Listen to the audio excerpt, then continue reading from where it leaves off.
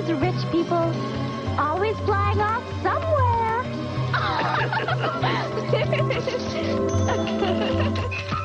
Hey everyone, welcome to the Vegan Vanguard. It's Mexie. And it's Leslie.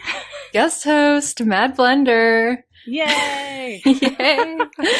Yeah, super excited to have Leslie from Mad Blender on the show today. She is an awesome anti-capitalist vegan YouTuber who's made some really kick-ass videos. We've done a bunch of collabs.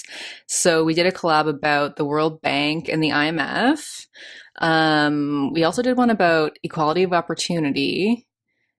Did we do another one recently? Yeah, I think we did.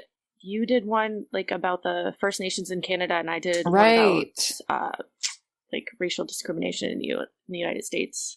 Right. Yeah. So it was institutional racism, yes, I believe. Yes, I forgot. Yeah. Yeah. Anyway, she has some great videos, so go check her out at Mad Blender. I'll put her link below.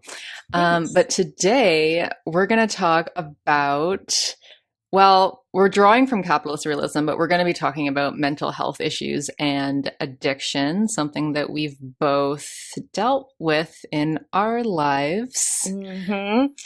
Yes. Yeah. Very much so. Yeah. And Leslie's been really open about that. You've made a video about that in your channel, right? So yeah, we've both been pretty open about this. And we both read Capitalist Realism and just felt like, God, this would be such a good topic to talk about. Absolutely. Yeah, we have so much to say. So I guess first let's just, I don't know, give a little bit of a review about Capitalist Realism. Like, what did you like about it? What did you not like about it? Yeah, there was so much good stuff. I liked how we talked about, so Capitalist Realism, I think, he sort of describes it as this sort of like ambient, all-pervasive atmosphere where it's just sort of implied that capitalism is all that there is, and really conditions how we see the world, how we work, like our social relations, and even like our thoughts and behaviors. It actually kind of reminded me, I did a video on cultural hegemony, and a lot of his work reminds me kind of a lot of Gramsci's work. And yeah, it's just this ideology that has essentially become like naturalized. So it's not even questioned anymore. Like Thatcher's like, there is no alternative. And basically what the whole book is like kind of premised on is that it's easier to imagine the end of the world than it is to imagine the end of capitalism. I liked how we talked about how capitalist realism is like, has really engineered like a business ontology, meaning that everything should be run as a business, like including education and healthcare and of course mental health care and and that like even our personal lives should be run as businesses. I found it all really, really useful in kind of conceptualizing capital and thinking about being creative with our alternatives. Like Maureen and I were talking a bit, I'm not sure we talked about this on air, but we've been reading Emergent Strategy, and she's been recommending that to people, and it's kind of similar, well, not similar at all, but it's in the same vein of thinking about like all these different emergent possibilities for life post-capitalism or for alternative ways of being, and how we really need to be creative with that. And yeah, I just kind of felt like Mark Fisher's Capitalist Realism was kind of a good, I don't know, it accompanied that kind of spirit really well, because it really broke down like where we are now, but then the end really challenged us to like, we have to go beyond this. Like, we can't just go back to whatever the New Deal. We can't just be fighting for old forms of oppression. We need to really like be creative and look at this and look at a way out. So really liked that. I was telling Leslie before that I didn't quite like the way that he talked about postmodernism. Because like it's just meaningless. Like I have such a problem when leftists talk about postmodernism as if it is one singular thing that we can talk about. I mean, I think in this book, he was not equating, but he was like suggesting that postmodernism was capitalist or like, Yes. yeah, like I got that impression Yeah, that I'm like, it's just so definitely. funny how like, okay, so he's saying that, and then you have Jordan Peterson saying the exact opposite, that postmodernism is actually like this neo-Marxist Right. conspiracy. Yes. So anyway, I just don't like when people throw out the term postmodern and they really reduce it to just this idea that meta narratives are bad, you Yes. know, like, and it's just like, that's not what postmodernism is, right? Like, that's like a very small sliver of what some branches of postmodernism believe or like use as a tool to deconstruct the world kind of thing. But I'm just like, you can't just reduce it to that. And then when you do, of course you can say it's in service of capital, you can say it's not in service of capital, like you can say anything because you've like really taken it out of context and reduced it to this thing that doesn't have a meaning. Like it Yes. doesn't have a meaning. Yes. So yeah, I don't know. I think on Rev Left Radio recently they had someone talking about Foucault and what Foucault can do for Marx and for the left and stuff. And so I'm like, yeah. And also like there's post-humanism is part of postmodernism, and that's stuff where people are just analyzing how animals and non-human life also have agency and things like that. Like it has nothing to do with with the way that people talk about it. So that's just my only nitpick. I don't like how he threw out the word postmodern, but overall I would definitely recommend the book. Yes. No, and I Yeah. agree with that too. There's so many different thinkers in the postmodern, I don't know, genre, I guess you would say, and they all Yeah. have, there is no one, definition of postmodernism. It's very, like you said, it's very Hmm. broad and There are parts of it that we can critique. There are parts of it that we can build upon. Like there's always yes. something good and something bad from any tradition. But just to say like, oh, postmodernism is X and it is bad. It's like, what Yes. the fuck is this discourse? Anyway. I totally agree. Yes, yes. Anyway, but yeah, we both really liked the book and we really liked its treatment of, well, it's like its call to politicize mental illness and addiction and put that into social and political context Yes. and not simply treat it as a naturally occurring thing that we just have to treat with paying for drugs or therapists or whatever. Not that we shouldn't pay for drugs or therapists, but that like we need to look at the bigger picture. Absolutely. Yeah. He talks about, and he pulled from Lacanian psychoanalysis in it, and from Zizek, who, like, I think really made that popular. And he talks about the real versus reality. And he describes the real being like that which is, and reality being that which like presents itself as what is, but in fact is really just suppressing what is real. And right now we live in this reality, which is like very ideologically mediated, but presents itself as like natural. And Fisher says that one way we could really fight back against capitalist realism would be to like uncover the real being masked by the reality. And he uses mental health as an example, which I really liked, and just talks about how mental illness is made to seem as if it's like this natural thing that's just like supposed to happen, and then it's like purely chemical and biological, and which of course there's that component, but like you said, we really need to be asking like why so many people are suffering and take a more like societal approach and like look at the systemic causes, Yeah, I things. think that's like a really good, I guess, lens to look at it through, like the real versus reality, like the way things really are and then the way that everyone talks about it, you know? And I feel like, yeah, the way that everyone talks about it is in this really individualized way, and like, oh no, we have to end the stigma, as if the stigma is like, obviously the stigma is bad, but as if the stigma is like the reason that mental health issues are just exploding today. Right. Like nobody's really getting at like, well, why is there such an explosion? Exactly. Yeah. Such a good point. So I just wanted to read like a few passages here from the book where he kind of talks about treating mental health as more than just a natural fact. So he says, quote, capitalist realism insists on treating mental health as if it were a natural fact, like weather. But then again, weather is no longer a natural fact so much as a political economic effect. True. In the 1960s and 70s, radical theory and politics coalesced around extreme mental conditions such as schizophrenia, arguing, for instance, that madness was not a natural but a political category. What is needed now is a politicization of much more common disorders. Indeed, it is their very commonness which is the issue. In Britain, depression is now the condition that is most treated by the NHS. In his book, The Selfish Capitalist, Oliver James has convincingly posited a correlation between rising rates of mental distress and the neoliberal mode of capitalism practiced in countries like Britain, the USA, and Australia. In line with James's claims, I want to argue that it is necessary to reframe the growing problem of stress and distress in capitalist societies.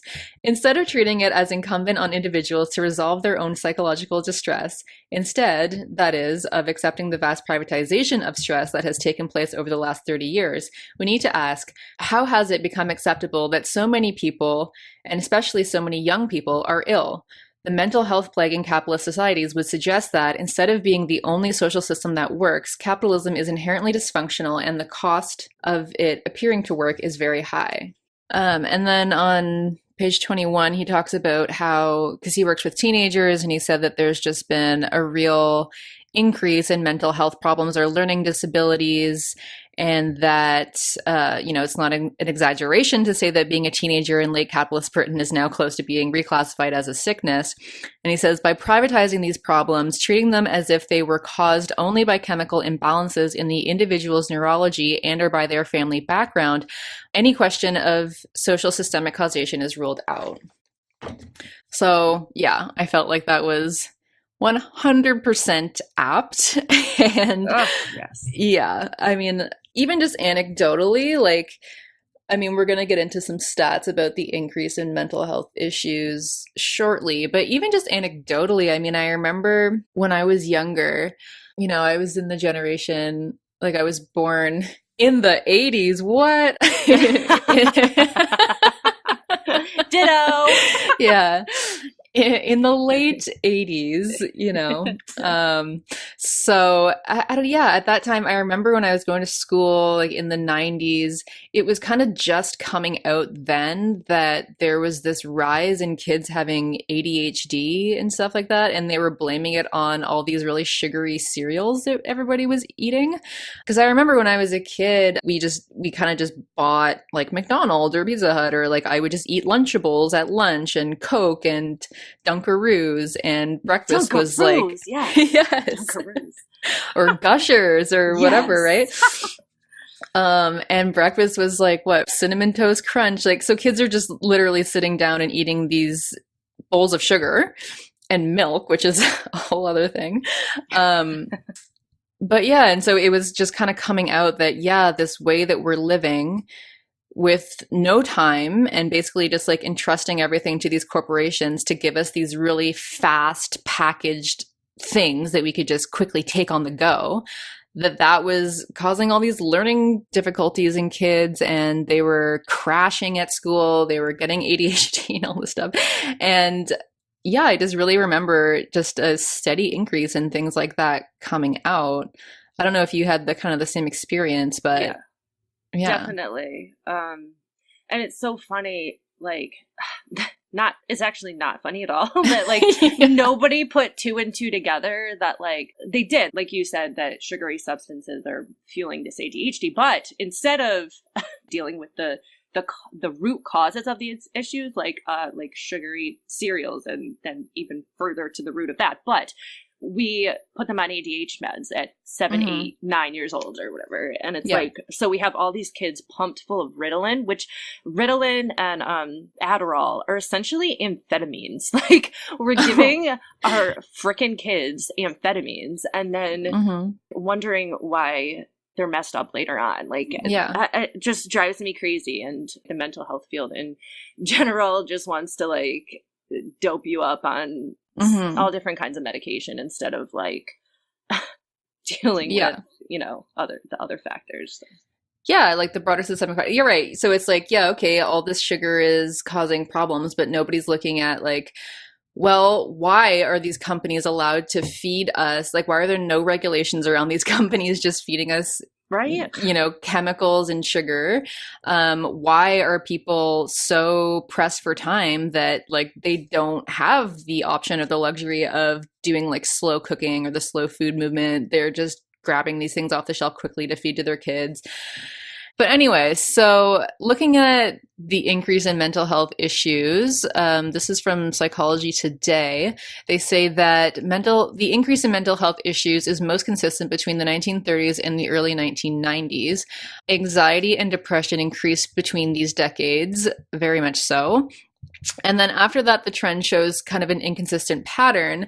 Some measures level off at historically high levels, some continue to increase, and others decline. So, for example, the youth suicide rate declined after the early 1990s. However, this was because at that time, that's when modern antidepressants were introduced, like right in the early 1990s. So then that made the suicide rate start to decline because it was taking the edge off for kids. So that measure slightly started to go down.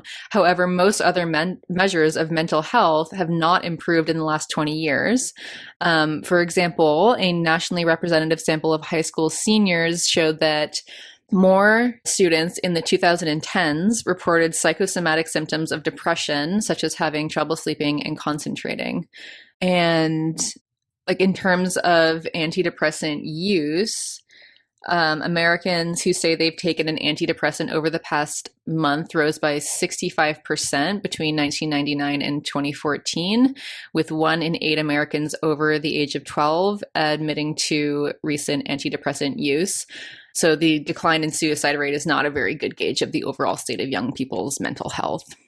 So, I mean, yeah, I can attest to that. When I was in high school, yeah, I actually knew a few friends who were on antidepressants at that time.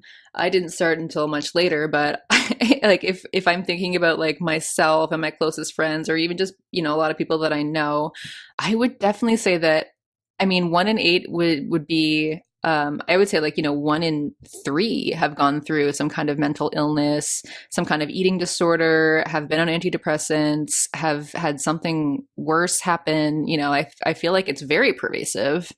Yeah, no, I definitely agree. I remember being in high school, and I remember at 10 years old, my best friend who lived next door, her and I were worried about counting calories and exercising like pervasively, like extensively for hours at a time, because and this is 9-10 years old, because we had such poor body image. And then once I got into high school, that like increased substantially, and all of the friends I was hanging out with were depressed. I had friends that were cutting themselves. I had friends. Oh yeah. Yeah. And I was put on antidepressants at 14.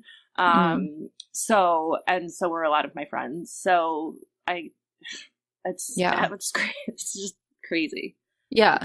Same. Yeah. I mean, I wasn't put on antidepressants that young, but I mean, I could have benefited from them. Yeah. But yeah, definitely. And these stats are from CAM H here. So they say that young people aged 15 to 24 are more likely to experience mental illness and or substance abuse disorders than any other age group. And like, hell yeah, I believe that. I think, I don't know where I read this stat. I didn't write it down here, but it was that, most kind of mental health issues are formed in adolescence. But anyway, so I'm from Canada. So in any given year, 1 in 5 Canadians experience a mental health or addiction problem. And by the time Canadians reach 40, 1 in 2 have or have had a mental illness. 34% of Ontario high school students indicate a moderate to serious level of psychological distress, symptoms of anxiety and depression, and 14% indicate a serious level of psychological distress. And then like the link with substance abuse, people with mental illness are twice as likely to have a substance abuse problem compared to the general population. And similarly, people with substance use problems are up to 3 times more likely to have a mental illness. The most important stat, I believe, is that Canadians in the lowest income group are 3 to 4 times more likely than those in the highest income group to report poor to fair mental health. And studies in various Canadian cities indicate that between 23% and 67% of homeless people report having a mental illness. And yeah, I mean, I just think that's obviously so telling. And also there's a ton of really depressing stats about Indigenous communities in Canada and their suicide rates and the rates of depression, etc. I'll read off some of those actually because they're kind of staggering. I'll put these all in the timeline in the show notes so that people can check them out. But Indigenous people in Canada have some of the highest suicide rates in the world. It's really an epidemic. And obviously this was very rare among First Nations historically, but it was only after European contact and colonialism that this became really prevalent. So, I mean, duh. But suicide and self-inflicted injuries are the leading causes of death for First Nations youth and adults up to 44 years of age. Approximately 55% of all Indigenous people are under 25 years of age, which is... yeah. It's also really damaging culturally because like elders are the knowledge keepers and they're the ones that are looked up to, you know, facilitate intergenerational transfer of knowledge and, you know, continue the cultural tradition and everything. So if you don't have any elders, it's also really just damaging for the culture at large. So anyway, the suicide rate for First Nations male youth is 126 per 100,000 compared to 24 per 100,000 for non-Indigenous male youth. Wow. So 126 to 24. And then for First Nations females, it's 35 to 5, which is, yeah. Wow. And suicide rates for Inuit youth are among the highest in the world at 11 times the national average. So, I mean, I feel like people can hear stats like that and like we know that there's problems, but then it's just so much easier to kind of deflect and say like, oh, well, which came first, the mental illness or homelessness? Like homeless people have mental illness, or sorry, homeless people are homeless because they have mental illness, right? Yeah. Or, you know, Indigenous people, like they don't have any money and like they, you know, it's because they're lazy and depressed. Yeah. I mean, even on this, so I got these Indigenous suicide stats from the Centers for Suicide Prevention, and at the bottom it's like, what can you do? And I mean, they rightfully point out that, you know, colonialism and extreme marginalization, etc., and the continued like stealing of Indigenous resources and everything, they rightfully point out that these are things that obviously contribute to poor mental health. But then at the end, it's like, well, okay, what can you do? And it's like, donate to these foundations like the Native Alcohol and Drug Abuse Program and blah, blah, blah. And, you know, I'm not saying that these programs, like, yes, we need to beef up these programs and have them available for people. But like, what about getting at the actual, like you've laid out what the root causes are, and yet the solution is like, just donate some money to this program that's going to help like coach them through their shitty life. Not like, okay, guys, we need to decolonize. We need to, you know, recognize Indigenous sovereignty and laws, or we need like serious redistribution of wealth now so that people in the lowest income bracket aren't suffering with so much more mental illness and stress and anxiety. But no.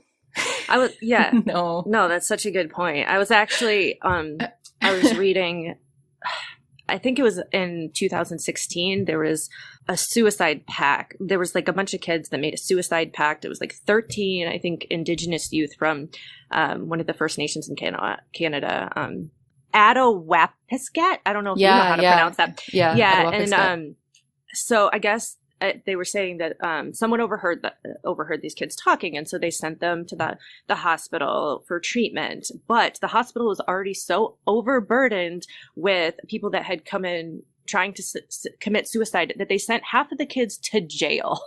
Like, I was like, are you kidding me? And and it talked about, the article talked about how this was just honestly like the suicide, the depression is just the inevitable result of like generations of fraught relations between First Nations communities and like the federal government, and like the Indian Act of in the late 1800s, which basically like transferred all decision making capabilities from the Indigenous people themselves to like officials in Ottawa. And now like there's no resources, no money going to these First Nations. Like residential schools were like found to be abusing Aboriginal children, and then we wonder why they have problems with like addiction and poverty, and I don't know, just so ridiculous. Totally.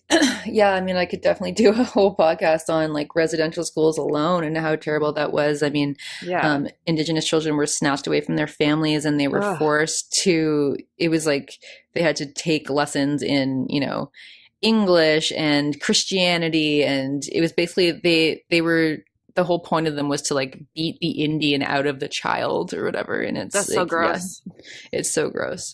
I just think that's the problem too. It's like differences among cultures too. Like even with like traditional mental health models, like they don't take cultural factors into account. So like, a lot of Indigenous people like, believe in spirits and, talking to Mother Earth and their ancestors and stuff. And like some mainstream mental health assessments, like if you're talking to spirits, that's seen as like a delusion or psychosis or something. You know what I mean? Like we really need to like educate, I don't know, mainstream clinical workers on these like cultural differences, like so that they can better, help these people. And like you said, plus just sovereignty, like them being able to do what they want. Right. And like live according to their own traditional law and constitution and everything, which they should be able to do because it should be a nation to nation relationship. But anyway, so yeah, I mean, I guess the whole point here is that there are obviously chemical imbalances that lead to, mental health issues. But I think the question that Mark Fisher brings up and that, we're bringing up today is, what causes these imbalances to happen? And this has a lot to do with, in geography, we talk about the social determinants of health, so that health is never just this reductionist, like medical issue. There's always there's always a story to it. Like there's always a history of like what happened to you all along the way to lead to this general state of health. And I mean, I've talked about my illness before, my chronic illness, my adrenal fatigue, which stemmed from years of me having an eating disorder. And I mean, I can link all of this to kind of like a capitalist patriarchy as well, which I might do a bit more later. But the point is that there's this entire story that was shaped by broader social and political and economic factors that led me into this state of hormonal imbalance and then, very deep depression, right? So, I mean, I guess I was depressed even when I was younger too, but I'm just saying, like there's always a story to how things happen. There's always social determinants of health. So we want to look more closely at that so that we're not just trying to like put Band-Aid solutions on the problem and never really get to the core of why this is happening and never really help people get out of it, Exactly.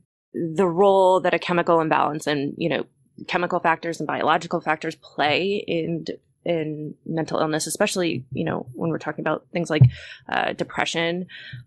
So there's something called the Hamilton scale, which measures depression on a scale of 1 to 51, with 1 being like ridiculously ecstatic to 51 being acutely suicidal. So, and to give you an idea of what, movement on the scale looks like, if you improve your sleep patterns, you'd move up 6 points. And if your sleep patterns get worse, you'd move the opposite 6 points. And so when you look at the effects of antidepressants on the scale, on average, people that start taking antidepressants move an average of 1.8 points on the scale. Now, obviously, that's an average. Some people move higher, and for some people it's lower, but that's the average. And so the point being that antidepressants can be incredibly useful, especially like if you're acutely suicidal. They absolutely help to take the edge off. And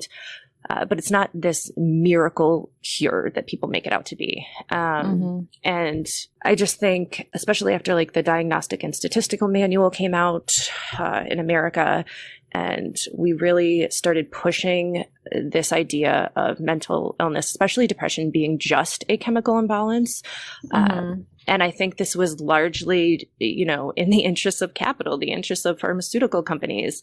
Because if you think about it, the pharmaceutical companies, even the government, would not be served by admitting to this relationship between structural and environmental problems and the psychological distress that follows. Like that wouldn't serve them.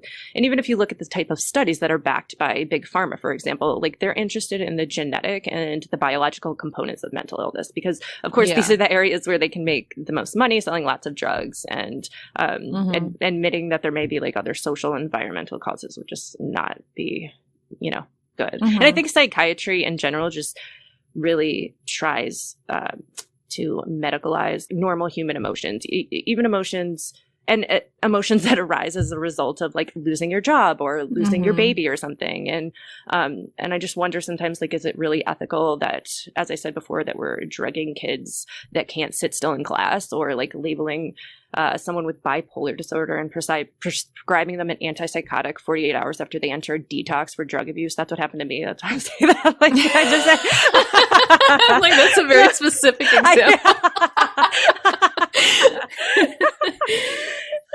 So yeah, I don't know. Maybe we're like misdiagnosing and overdiagnosing these problems because it's just more profitable, you know? Yeah. Than changing society. So no, totally. And I mean, I can totally relate to the sleep thing because, like in the throes of my eating disorder, I mean, people can go listen to the Body Image podcast if they want to hear like the full story about this, but I had messed up my cortisol levels, my stress levels. I had taxed my adrenals so badly that I had developed insomnia. So I had insomnia for about like 4 years. And I mean, I had already had like, you know, been on and off, had dealt with depression for most of my life, but oh my God, the years when I had insomnia were the worst, like the worst. Like every day was just like, you know, that feeling when you're just on the verge of tears at any moment. It was just like, I would just break down over like nothing. Luckily, I worked from home, so I could just like sit there bawling. But I mean, yeah, like sleep is so important for like balancing your hormones, et cetera. And that has such a big effect on your mood and everything. So I can understand why like fixing your sleep patterns would move you 6 points on that scale. And when I started taking antidepressants, I felt it was really mild. I was kind of scared at first because when I was in high school and my friends were taking them, some of them reported that like they didn't feel like themselves. Like they felt like they were just really numbed out and whatever. And so I had this fear that I was going to just turn into this different person and that I was just not going to be able to feel any emotion at all. And I was really surprised that it was like very, very mild. I mean, like I did find them very, very helpful because they did take that edge off. So I wasn't like crying every day and it like helped me with my sleep. So I think it's true that they are helpful, but at the end of the day, it's like, yeah, I still struggle with stuff. I'm still on them. I still struggle with stuff. Like it takes the edge off, but you still have to like do the work. Like I still have to like go to therapy, like do the mental work that you need to do every day to still like get by. It's not like, oh, I'm imbalanced. Oh, here's this pill, I'm cured, you know? Yes, exactly. Yeah, and for anyone thinks that like I'm on antidepressants too, I think they're, you know, a good idea. They do help people, but like we're saying, it's just like not a miracle cure. Yeah. Anyway, that's just really interesting to know that there are a lot of things that can slide you up and down on that scale that don't necessarily have to do with drugs or like trying to fix that imbalance. Although, and I also think that sleep is something that we can relate to this like late capitalist society. I know so many, especially young people today, who have really messed up sleep patterns. And I think a lot of that does have to do with depression. Like people just like stay up all night, like playing games or like being on Twitter or like whatever, you know, or they have, or they have like just way too much work to do. Like they're working and also going to university, et cetera. So their sleep just becomes really hectic and frantic. And I feel like that's not serving anybody. And that also relates to the society that we're in, you know? Exactly. I was listening to I can't remember if it was a podcast or just like a talk, and he was just talking about like how we really do need to pay more attention to like these society, pretty much what we've been saying, but these society factors. And he brought up, or basically like lifestyle, the way we live, the way our social relations are shaped. And he talked about the Kaluli people, which is like a clan living in the rainforest in Papua New Guinea, I think. And there was this anthropologist, I think his name Edward Schiefelin. Anyways, he spent over a decade living with this Kaluli clan, and he did really extensive interviews with 2,000 of its members, and he found among all those 2,000 people, he found only one mild case of clinical depression. And so I just thought that was really amazing, considering these tribes like live in really rough conditions. They have a high rates of infant mortality, high rates of parasitic infection. But he studied them and found that their lifestyle, like they live much like our ancestors did in the Pleistocene era as like hunter gatherers. And he found that they live a lot more cooperatively, and just the importance too. I just wanted to bring up the importance of having people you can talk, like connections with people, and like I just think that's so important. Like I think it's in America. They did a study when they first started doing this study. They asked people how many close friends they could go to in the case of like an emergency. And at the beginning of when they first started doing, like years and years ago, it was 5 people. And now the most common answer is 0 people. Like we're so like alienated and disconnected and isolated.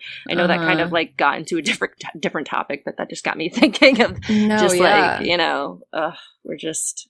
No, that's so true and so important. And I feel like, people have a lot of connections now via social media, but like not really in real life. And you don't really know if you can trust somebody on social media, kind of thing. I have a lot of young men who have like reached out to me. I guess they feel like I'm a safe person.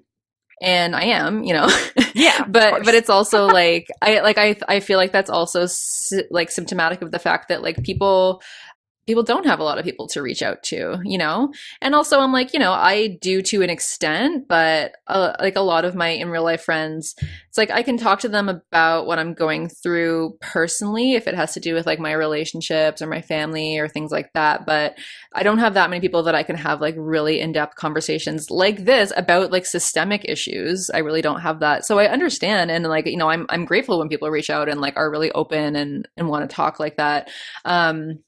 But I think that it's part of it is just like people are just kind of like starving for that. And they're just like, okay, you seem safe. Like, I'll just tell you it, Exactly.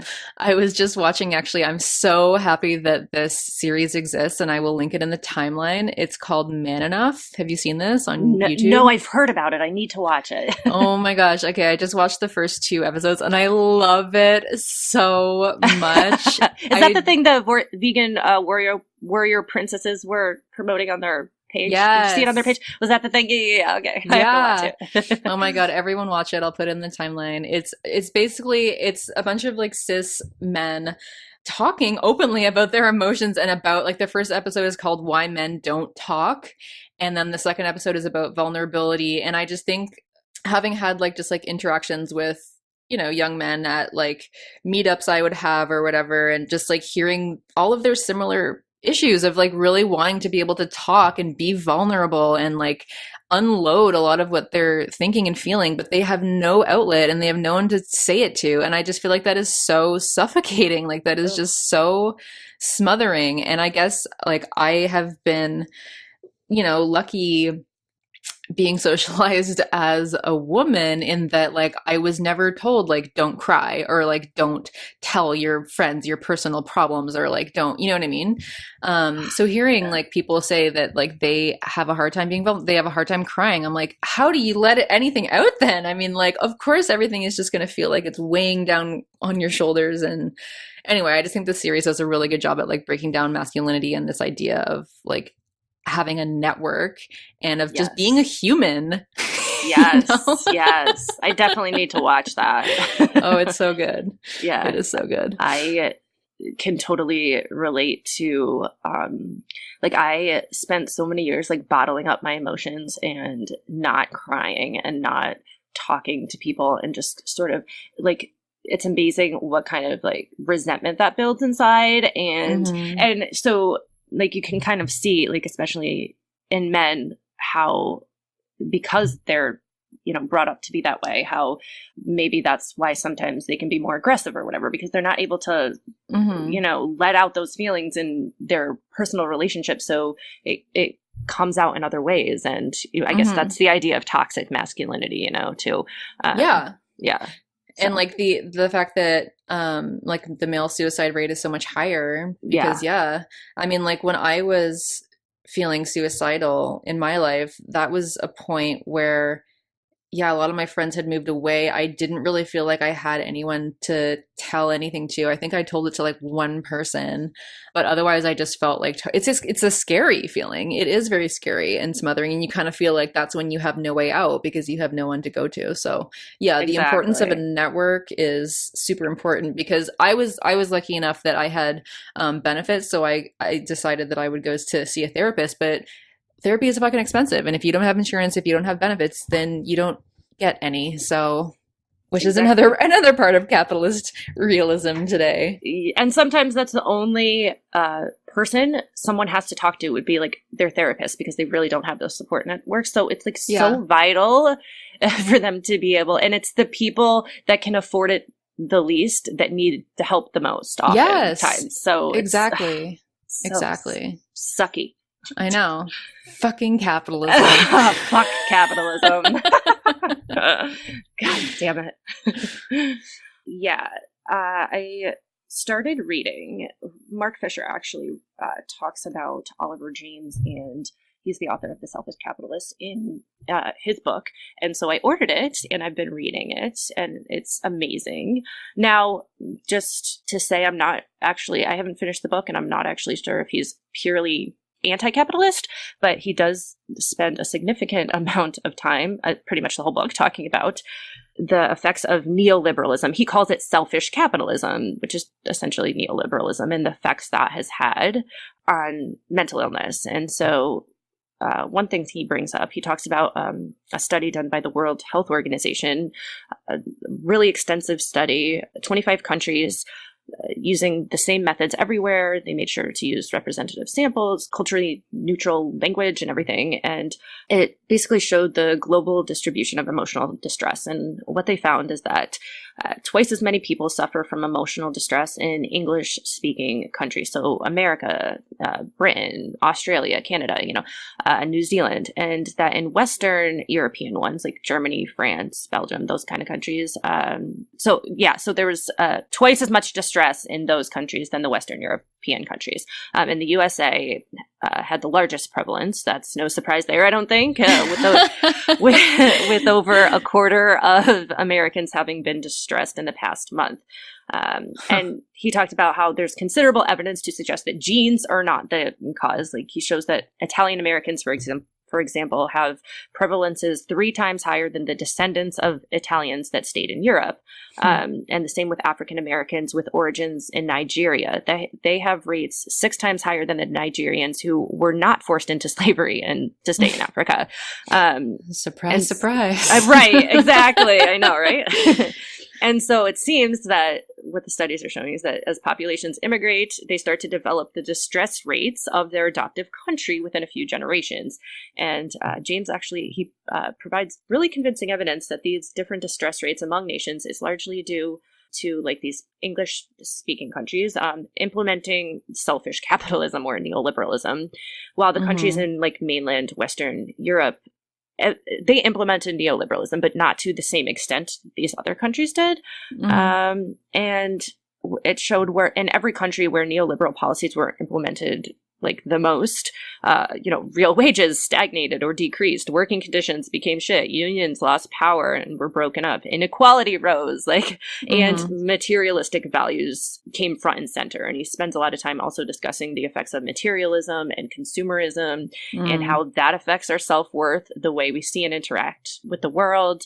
He talks about this idea of how essentially meritocracy is bullshit, but but we believe it so very, especially in America. We believe in the American dream. We believe that if you only work hard enough and you can pull yourself up by your bootstraps, you can make it. And this is really destructive because the way our society is structured makes it literally impossible for everyone to succeed. So, when someone just says you need to work harder or smarter or whatever, they're full of shit, because the capitalist system literally depends on like millions of people not being able to make it. So, Yeah.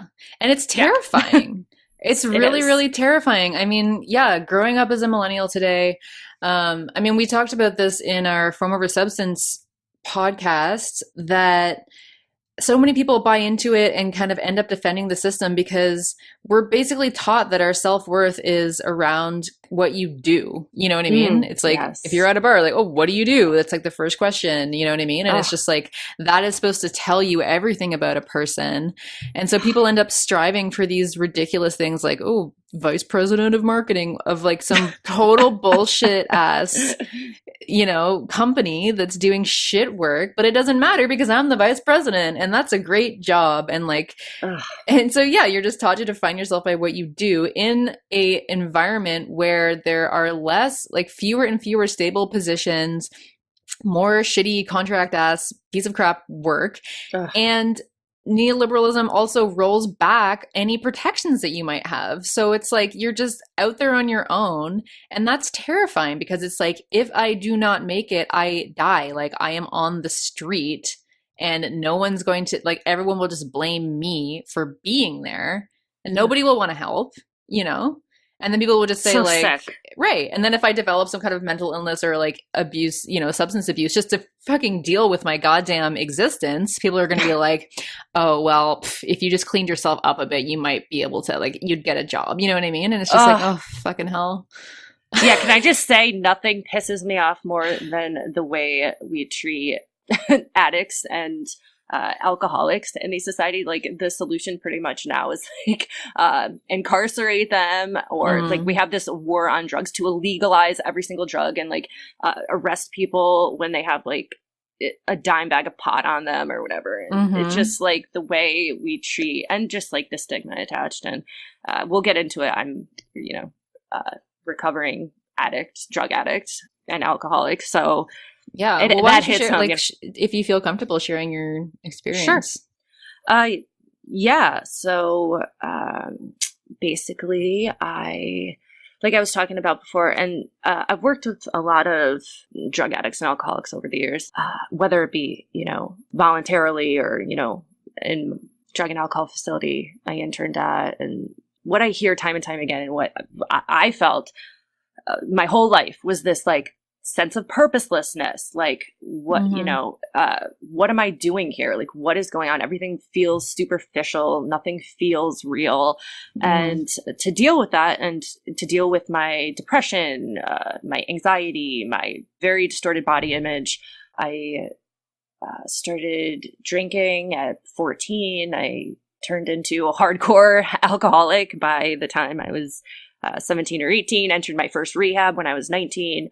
And then, that progressed into heroin addiction.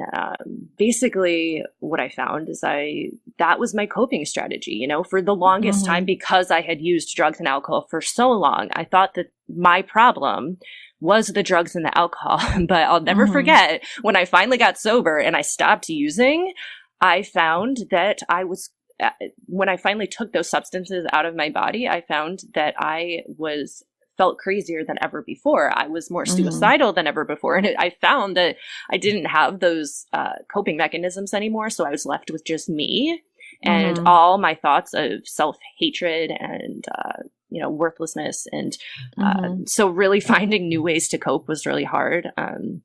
And so, I spent a large part of my life in and out of rehabs, jail, and suffering from, I guess, self-medicating, I guess, because I had all these feelings of depression and anxiety, and then trying to hold it in this society, trying to hold a job or trying to get help or really I think I got fired from every job I had during that period. And like no one really wanted to help. They just, it's like if you're not producing, you get kicked right out. You know what I mean? Like that's just how we are. And so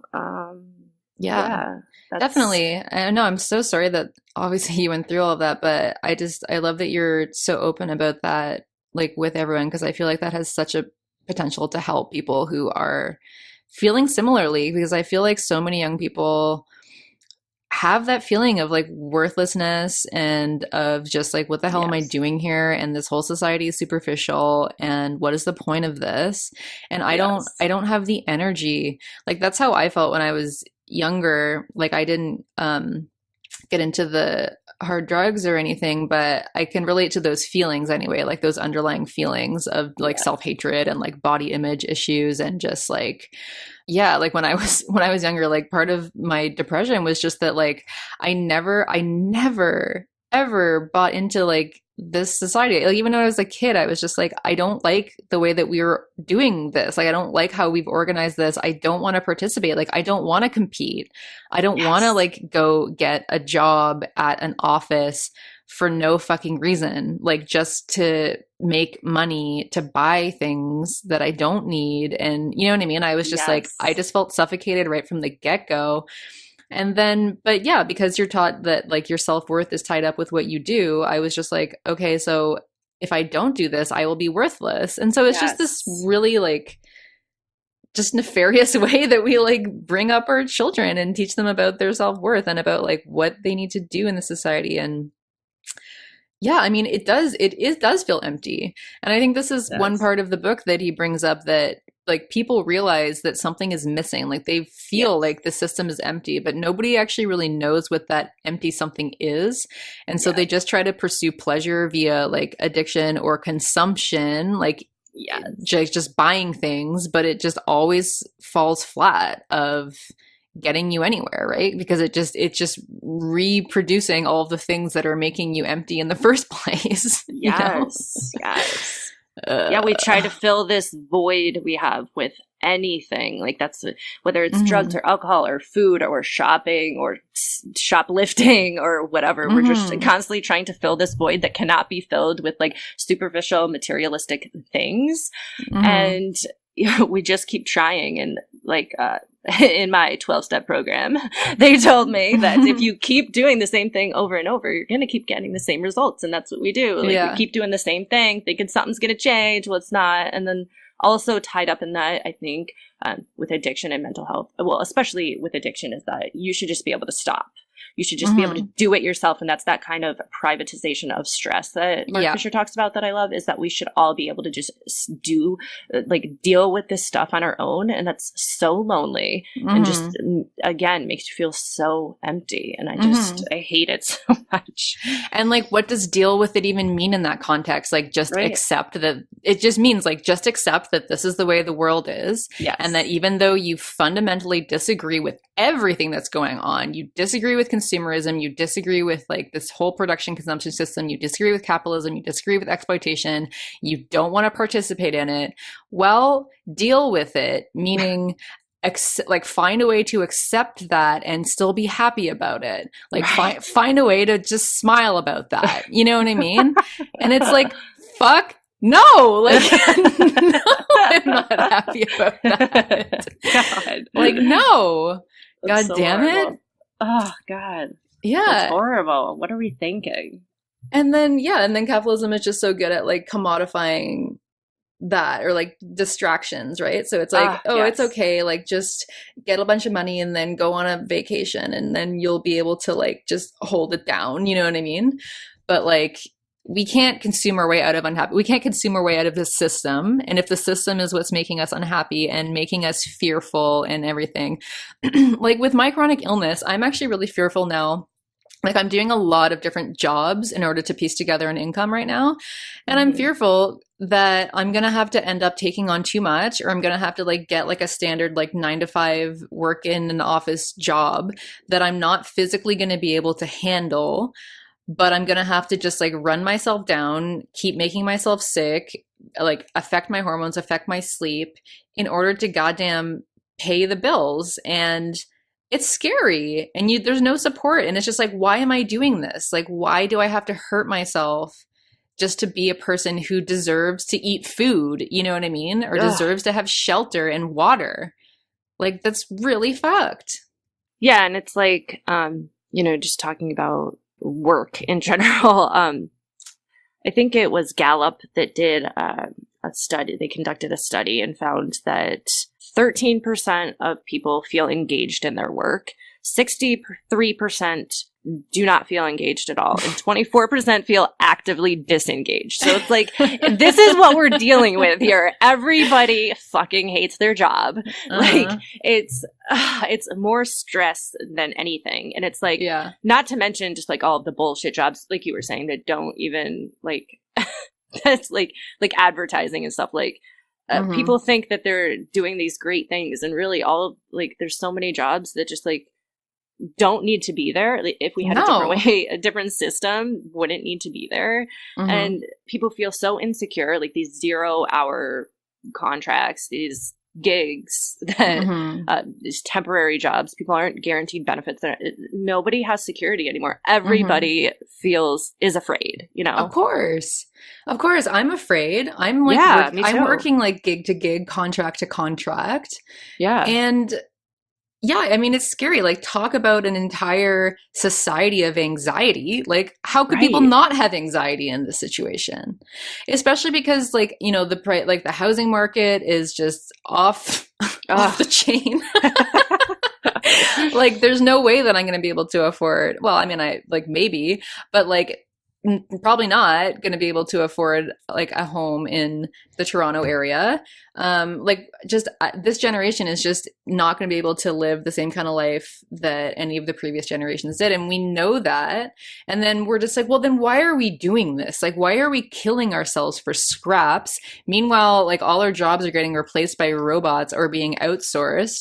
So we're just superfluous. So now we're just, okay, let's fight for a basic income or something. You know what I mean? And it's just like, what a pointless fucking existence.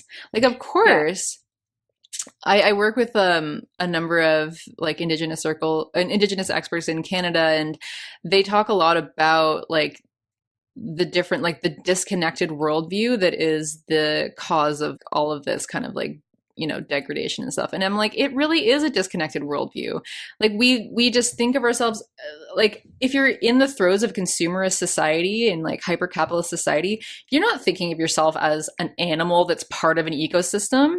Like, what, like, you're not thinking about like your connection with other people, like other species, the earth, like the moon, the stars. You're not thinking about any of that. Like, how many people actually consider themselves in relationship to other things? Like, we've been taught to think of ourselves as islands who are just out here to produce and consume. And of course, how fucking alienating is that? Like, of course we have no feeling of purpose or any kind of connection, because it's like, we all know that there's no point to this. So depressing. There's no point. Yeah, it's like hard not to become like nihilistic in this society, you know? It's like, and even just going back to before, like talking about, you know, even this like culture of fear, that it's like, Mark Fisher talks about it in his book too.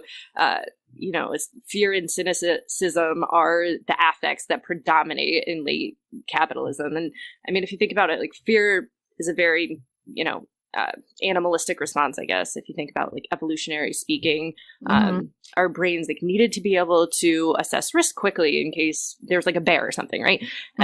But when you think about it, like the society that we live in today, like we're consumed with fear, and fear is not just like a mental thing. Like it creeps in, it floods the body. Our brains release chemicals when that happens. Our blood pressure goes up, our heart rate goes up, like blood rushes to the muscles. Like, and again, that's good if you're living in like the wild, but it's not good in the society today. And no wonder. And that kind of fear also breeds depression, and you know, and I think I was listening to a talk, and he was talking about fear and how the risks we face today are not as imminent. They're not like the way that they like we don't need to be afraid of things in the wild anymore the way we did. And the risks we face today are not as imminent. You know, they require like more nuanced, rational decision-making skills. For example, like, you know, assessing the threat of climate change or whatever. And he was just saying that now we as human beings always overestimate risk. And once you know, we've determined something to be a threat, no matter like how unjustified that threat is, it takes us over. It like crowds out other emotions. And when we're living in the kind of world that we're living in today, where the news is like constantly broadcasting about school shootings and terrorism and drug epidemics, and Twitter and Facebook are essentially, you know, like cesspools of fear. Our private accounts are being hacked and whatever. So we're like this culture bombarded with fear. And when we're consuming, you know, when we're constantly consuming this crap, our brains, like before, release those chemicals. And so we're constantly feeling like we're living under constant threat. And he was talking about how this like partly explains why someone like Trump resonates with people. You know, he's very good at tapping into people's fear. He tells us our jobs are being stolen, like our homes aren't safe anymore because, you know, terrorism or Muslims or whatever. And, you know, then he provides a very simple solution, like build a wall, ban Muslims from entering the country, or, you know, give teacher guns and, you know, school shootings will stop. And, you know, it's ludicrous, but, you know, people are already living in fear with like inequality. People don't have, you know, job security like we just talked about. So this breeds the perfect environment for like exploitation for someone like Trump with his very like divisive, discriminatory rhetoric. And he channels this fear into hate and anger. And if you believe what Freud said about it, that depression is anger turned inwards, this could also explain why people are so depressed. Like Freud said that the anger and resentment we feel towards others manifests itself internally as this sort of like self-hatred. And I don't know, I thought that made perfect sense. Yeah. And fear does not inspire innovation or creativity, but conformity. And so if you look at the products coming out, like they're just like mimicking things that are already successful. Like it's a horrible way to live. Totally. Yeah, no, fear does inspire conformity. I actually just watched someone shared this on Facebook. It was a little video that I guess like Bernie Sanders had shared, but it was about how it was looking at different people's brains and like where they fall on the political spectrum. And they found that people who were more fearful or who had, were kind of wired for fearful thoughts would lean more conservative. And then people who were less fearful would obviously lean more, they said liberal, but whatever. But like that obviously made a lot of sense, you know? And I think that people kind of know that too. Like Michael Moore used to talk about this a long time ago in his documentaries about like this culture of fear. And I feel like people like understood that, but it just didn't really sink in because like the culture of fear has just ramped up excessively since that time. And like, it's just kind of at this all-time high now. Definitely. Where it's like everyone's fearful. Yes. But I mean, and people are fearful in different ways. Like obviously like conservatives or whatever are fearful of immigrants and Muslims and whatever. And that's what they're afraid of. You know, people like me are afraid of being just sucked into the system and spit out and not going to be able to make it, like not going to be able to make a living, going to have to like harm myself to do that. You know what I mean? Like everyone is scared. Even if you are like more of a leftist minded person, like you're probably still scared of climate change and like the future and where things are going. You know what I mean? So honestly, the more I read about what's going on in the world, the more scared I get, and the more I'm like, what is going on? Oh my God, what are we doing? And the more that I like, it's hard to imagine the future. And that's why I think that capitalist realism and emergent strategy are really important, because it's like, we have to start imagining, like we can't just live in this place of fear, like knowing that it's this political economy that is creating so much of our distress and our fear and our unhappiness. Like we can't just like sit here dwelling in fear and just like watch this all happen. Like it can't be this paralyzing fear. You know what I mean? Yes, exactly. But often it is, you know, but I think even just talking about that is a good thing, like, and making like meaningful connections with people that you can talk to about your existential fear is Yes. important. You know what I mean? Yes. Other than Yeah. like, because otherwise you're just sitting there alone reading the news, being like, "Fuck." Like I Yes. have people who message me and they're just like, "What do you think?" Like people message me all the time since I talk about climate change, and they're just like, "What do you think the chances are that we won't like burn up by 2100 or something?" Oh my God. And like people are honestly asking that. Or they're like, "Do you think it's too late already?" Yeah. And they're like, "I'm asking because I'm trying to calculate my future. I'm trying to calculate whether I should have a child. I'm trying to calculate," you know what I mean? Like people are thinking about this stuff Yeah. so much, Ugh. right? And I'm like, I mean, of course we have to think about this because yeah, like good question. And I can give you a number of answers or like a number of like different possible you know, future scenarios or whatever, but yeah, I mean, I think it's just disparaging to live in this kind of world and then to see so many people just not paying attention or like not giving a shit, you know what I mean? Like, or to see our entire society behaving as if it doesn't realize that these are threats or doesn't realize that people like more than half of the people in the US are living in poverty now, you know? Ugh, yeah. Yeah, that's like what you were talking about with someone asking you, you know, they're debating on whether to have kids. And that's something I think about every day. I have 2 kids, and I just think, like, what kind of world is going to be left for them? And then their kids, or, you know, my grandkids. Mm-hmm. What's this earth going to be like in 50 years? Mm-hmm. It's you know, Yeah. being a parent is so hard.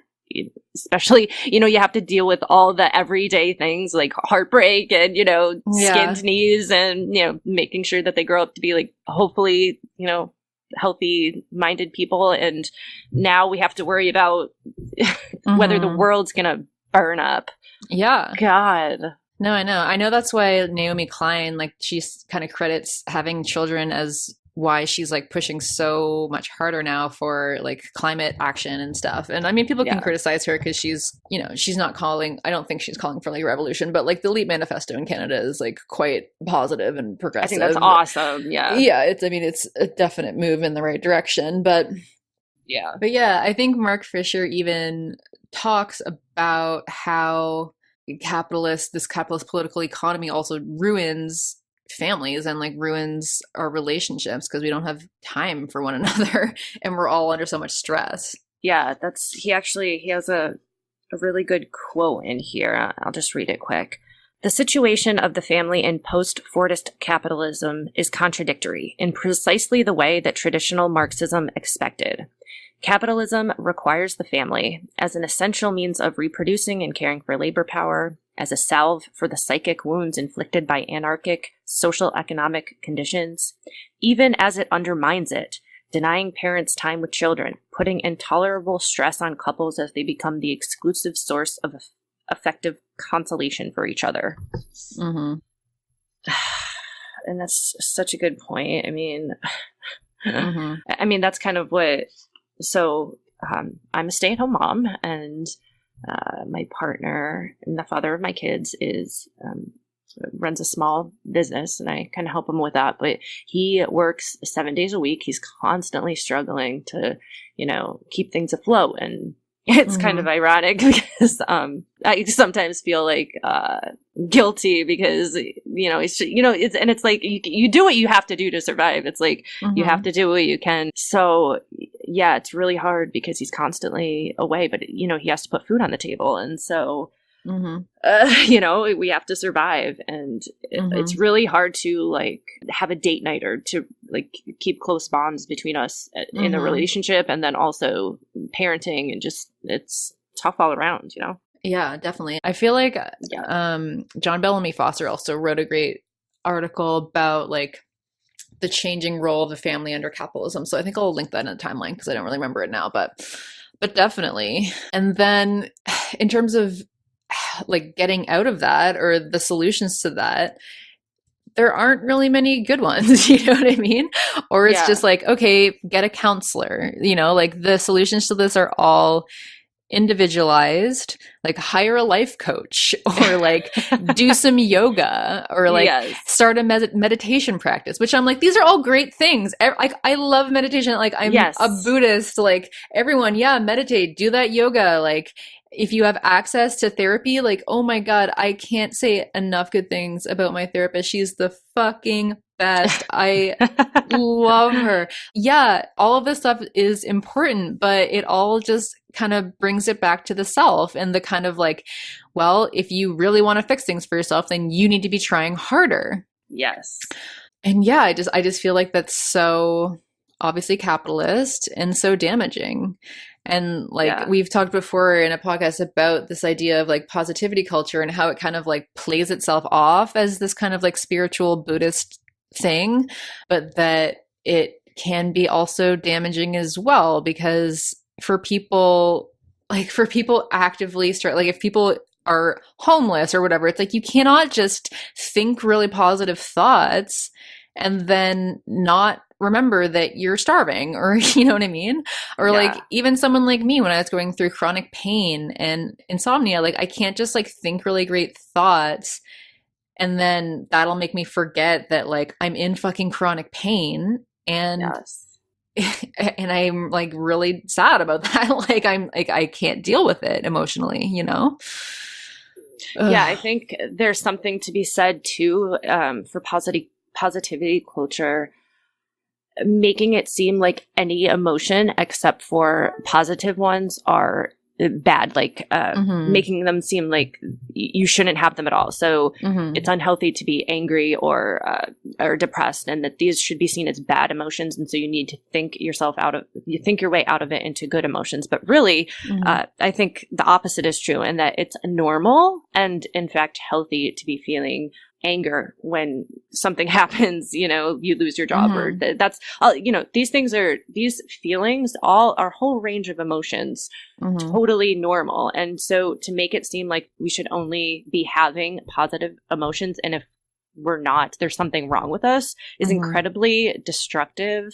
And it causes a lot of shame and guilt, because I think it's like then you beat yourself up for not being able to think positive. So you already have these negative emotions about whatever situation you're suffering from, but then you have the added shame and guilt because you can't think positively. And it's exactly, like, you know, and then it becomes a personal failure that you're not feeling better or thinking better and all of that stuff. And it's like, I mean, I really understand, like, I believe in the power of thought. I really do. And I believe in a lot of like the Buddhist teachings and everything.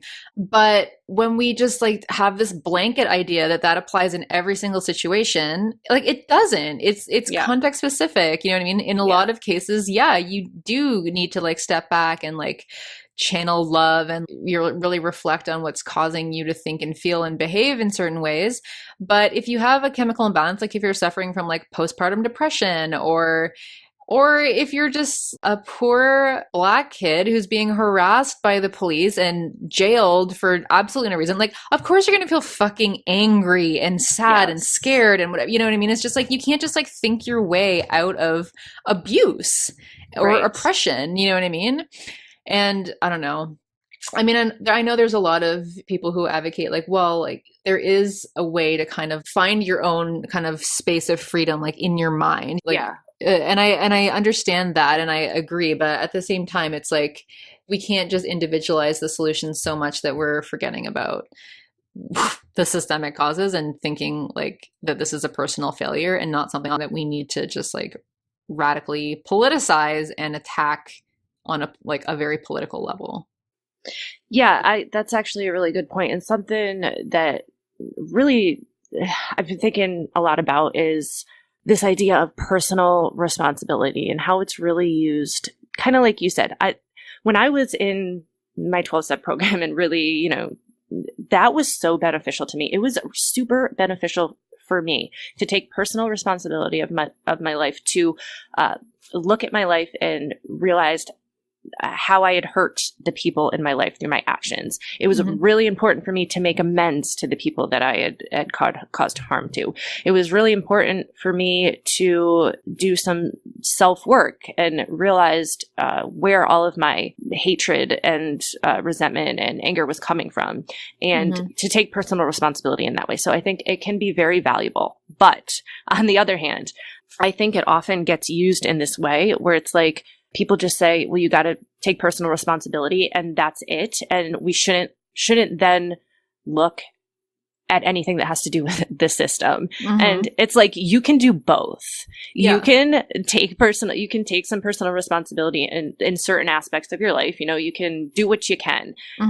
But there's also so much to be said for thinking your way out of poverty. That's just stupid. Like, we have to look big picture here. And yeah, I mean, like, personal responsibility is classist also, because like, if you don't have the means to pay for a life coach or to pay for yoga or like meditation groups, or like if you're working so many jobs you don't have time to like sit down and meditate for like a fucking hour every day, or like, you can't afford a therapist or anything. So this is just another way that it's like, of course the most vulnerable, the people who need it the most, aren't going to be able to get it.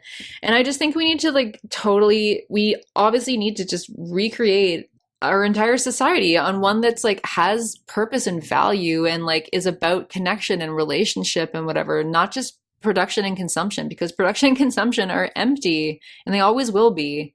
And it's like, you can do what you can on the side to like find joy with like friends. And like, I do that all the time. Like I definitely go out and like find joy with friends. And like, for me, this is like kind of kitschy, but like, I love going camping and like just being out in nature, because I feel like a real sense of connection when I'm just like in nature, like, or alone in nature, and I feel like this has so much more meaning to me than anything in like our capitalist bullshit city life of like pointlessness.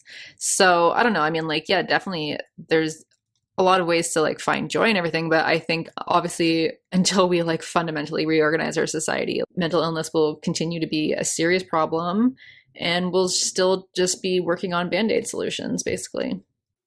Exactly. And even, you were talking about postpartum depression before, and there was just no way that was one of the worst depressions I'd been in after I had my son. I was crying nonstop. And when you go through something like really as physically taxing as that, and your hormones are literally all over the place, and there's just no thinking your way out of that. So like you said, I just think everything is very context specific. We need to be, I think there's not enough nuance. We just paint these things with broad strokes and just think that like certain things should apply to everybody. And it's just, we just need to not do that. But also no one talks about it. Like for postpartum depression, it's like everyone was probably just like, oh, like what a magical thing. Like, oh, aren't you just living in a bubble of love? Like how amazing. And then you're just like, no, I'm fucking so depressed. But like, but you can't say that as a mother. Like, right. Yes. Yeah. Or the parents that really, this didn't happen to me, but the moms that, after they have their baby, they have thoughts of like harming their child. And that's that's something seriously psychologically and whatever going wrong, but you cannot talk about that. Like, you can't say that. Yeah. Well, I mean, obviously if you're wanting to harm your child, you need to like definitely get help. You need to get help, obviously. But I'm saying like, these are things that should be talked about more. And these are things that happen as a result of, having a baby and, Yeah, I mean, there's so much that's just like not talked about or whatever. And I think that's also just like our social media culture of just like, here's like, no one's going to post a picture of themselves being like, oh, I'm like, I haven't slept in days. Like, I'm so depressed, like feeling, like no one's posting that. They're just like, here's me, or like, here's my lovely family and like my lovely baby. And like, everything is a bubble of love. And like, even me, I'm not posting shit of me being like, oh, I look and feel like shit. And I'm like, like people just aren't doing that. I was just going to say, if you judged me by my Facebook page, you would think that I had the perfect life. And I think that's the case with anything. And I think that's why it's so depressing to go through, especially Facebook. Like Twitter is a little bit different, but like Facebook is like everyone is posting as if their life is fabulous, and it's just not. so it's quite depressing sometimes. Yeah. And also, like, because we're so alienated under capitalism, like, we're taught, like, we crave recognition and validation from these people who, like, Yes. in any other time, we wouldn't even know who they were. Yes. Like, before, because I remember a time before smartphones and stuff, and you just had your phone and you would just text or call the people that you actually know. Like, the people in your life were the people that you saw, you know what I mean? And now it's like the people in my life is like everyone I've ever met. Yes. Like ever, like someone I met at like a frat party in like 2008, like that I've never spoken to. I spoke to one time. Like, they are my person on, like, I can see everything about their life. Like, they can see everything about my life. It's like all these fucking ghosts.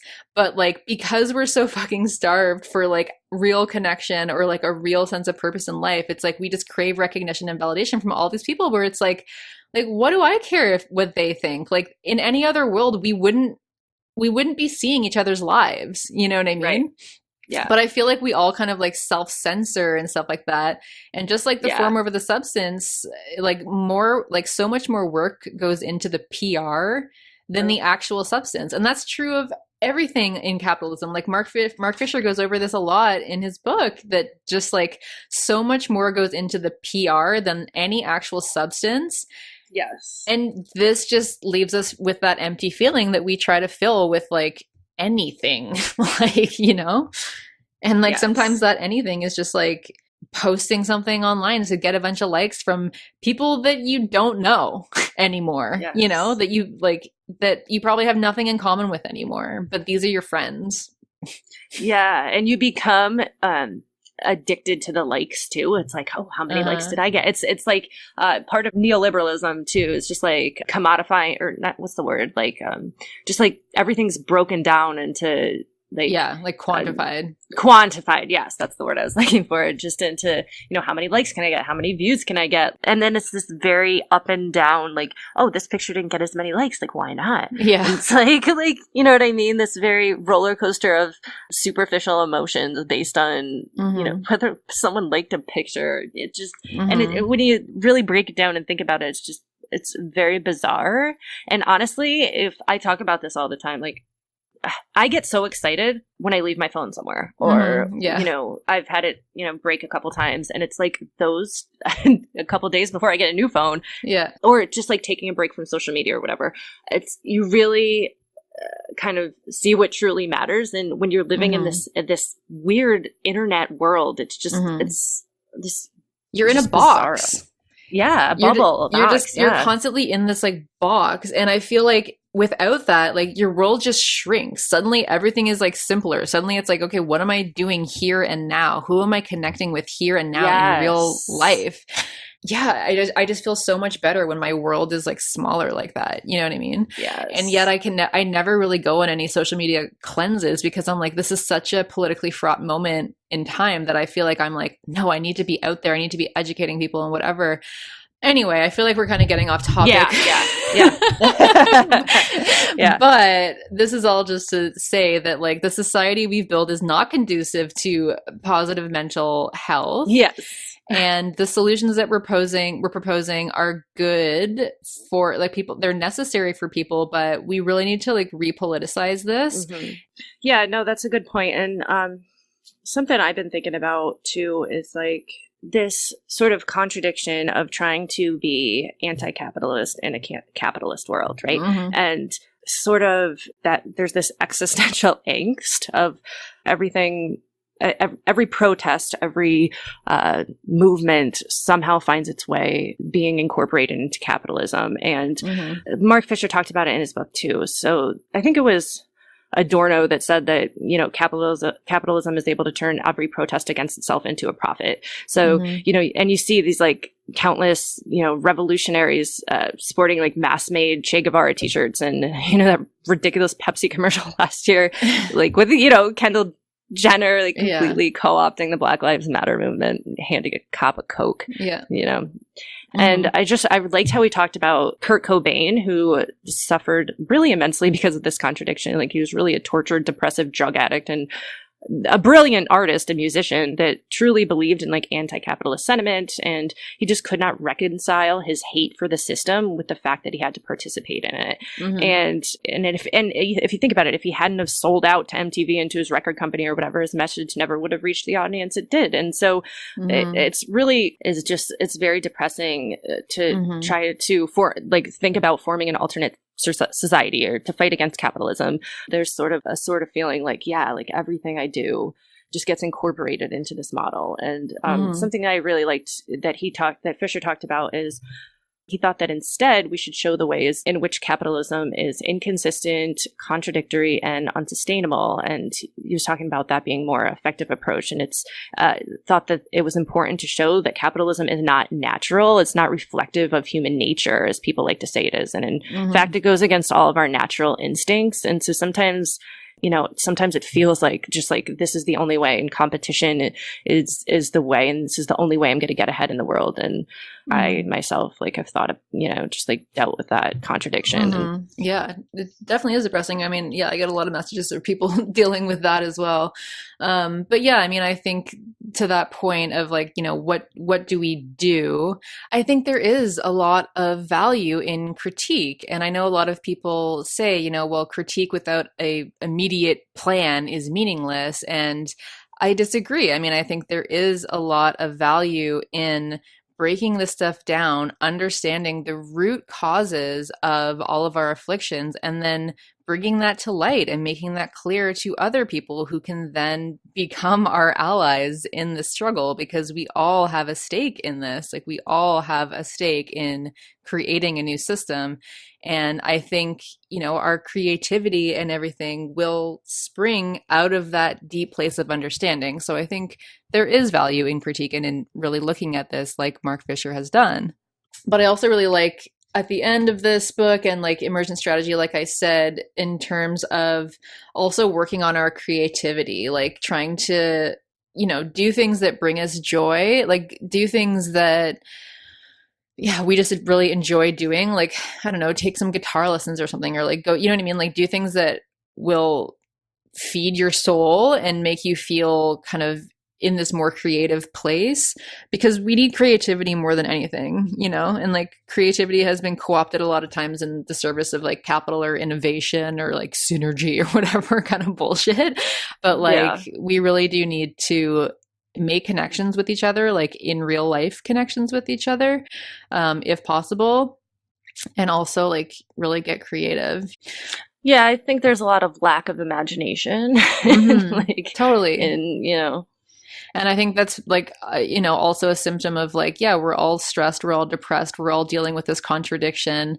It's it weighs you down, and then that's not a place where you really want to feel creative, because you're just oh, I give up. You know what I mean? I just think that capitalism is a system based on obviously greed and individualism. And this, as we have demonstrated, is clearly toxic to human existence. Definitely. And positive, good mental health and connection, etc. But there are so many other ways to live and so many other ways to connect with one another and to understand our relationship with other species. There are so many ways to value yourself and one another that have nothing to do with the capitalist job market or how much money you bring in. And we talked about this in the Form Over Substance, just really, in your relationships, trying to be as present and as vulnerable and as real as you possibly can, because these people, you really want to cultivate relationships with yourself and with others that really do not put any worth on how much money that anybody makes or what job anybody has, things that are really valuable outside of these commodity networks. And I think that also seeing all of this for what it is, seeing the system for what it is, seeing the way that it impacts our mental health for what that is, I think that, critique and really seeing this is the first step to being able to kind of rise above it in a way, or float above it, to be able to look at it from a place of a bit of distance and say, okay, I see that this is the reality presented to me, but this is not the real of existence. And then if I'm in this headspace of understanding and of, you know, reevaluating my relationships and my being, then I can start to construct a new real. And what she talks about, the author of Emergent Strategy, is that we also have to make this joyful. Like we have to make the alternative joyful so that the alternative is just so irresistible that others can't not join us. And so like there's joy in creativity and there's joy in being awake to this stuff, I think. Definitely. And so, yeah, I guess if anybody takes something from this podcast, I hope that it is that, and that we can, channel our creativity to more kind of joyful places instead of, paralyzing fear. Yes. Well, yeah, self-care, I think, is really important, and it's really not stressed enough, because especially if you're trying to do, all these, if you're doing protests and all these different things, like you really need to also have some other outlet. And like I used to draw, I used to paint. Both of my mom and my grandparents were artists, and it's like therapeutic, I think, to have some other outlet. And I also I like the idea of prefigurative politics. I think anarchists talk about that, like kind of living the way you want to see the world. That is obviously political, but that's just something else I really like, that, capitalism isn't ending today, so why not, prefigure the way we want to see the world, Yeah, like try to carve out spaces that are decommodified, kind of like food not bombs-ish stuff. Yeah, exactly. But in terms of like mental health and repoliticizing that, I feel like I feel like a lot of good work is being done to like end the stigma of mental health and addiction and things like that. But I think that I think activists don't do enough to bring in the social determinants of health and like the political economy of mental illness into the discussion. And I think that's something that we need to be pushing front and center in the discussion, is like, it's tragic, seeing all these celebrities that we look up to taking their own lives. And, we talk a lot about the stigma and how people are suffering in silence and how wrong that is. And so, yes, we want that to be out in the open. Yes, we want people to be able to talk and have access to therapy and have access to pills and there not be a stigma. Yes, yes, yes to all of that. But we also want systemic change. We also want to talk about the structures that are causing this and the many situations that people just can't, like there's no amount of therapy or pills or anything that's going to get you out of that oppressive situation. So we want to bring political economy back into the discussion in the mainstream. Like when we're seeing all these movements to end stigma, like we should also be talking about these structures that are making this happen and really repoliticizing this in a way that makes the average person understand that if we want to get serious about solving mental health, we have to get serious about, fixing our society. Yeah, definitely. Totally agree. It's good stuff. Yeah. Re-politicization is the key, I think. I don't think I even just pronounced that right. Re-politicization. Okay. Yeah. I'm not even, whatever. So yeah, I just wanted to shout out the Vegan Warrior Princesses. Fuck, I can't say that.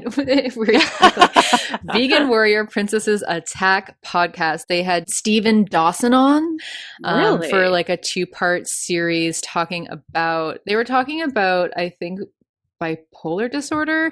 I can't remember the exact disorder they were talking about, but it wasn't just about that. It was really about the political economy of mental illness and about how like we malign people for, not being able to make it in this system that actively tries to destroy you. And then we malign them for like feeling bad about that, And so anyway, I just wanted to shout that out. I'll put it in the show notes. And we also have some Patreon pledges to shout out. Ooh, yay. So super special thanks to Aike. I'm not sure exactly how to pronounce that. Aike and Carissa. So yeah, thank you so much for your pledges. And if you'd like to support the show, you can become a monthly patron donor at veganvanguardpodcast.com on our website, or you could throw us a one-time donation via PayPal, or you can rate and review us on iTunes or whatever you listen to us on. We have a lot of great reviews on the American iTunes, but yeah, if you're Canadian, throw us a review because that's the one that I see and I'm like, oh, I want more reviews here. Oh, is that why you couldn't see them for a while? Yeah. Remember? Oh, okay. Yeah. Gotcha. Yeah. I didn't even know they were two different things. Okay. You only see the reviews for whatever country you're in. Oh, I had no idea. Okay. Yeah, it's a bad system. Yeah, it is. But anyway. So thank you so much to Leslie for joining me on this episode. I loved this conversation and I think it's so important and I hope it's helpful for people or like relatable. Yeah, thank you so much for having me on. I got a lot out of this and yeah, I thought it was a really great conversation too. Yeah, so I will link Leslie's channel in the description, so check her out. And I guess that's all. And we'll see you in 2 weeks. Bye. Bye.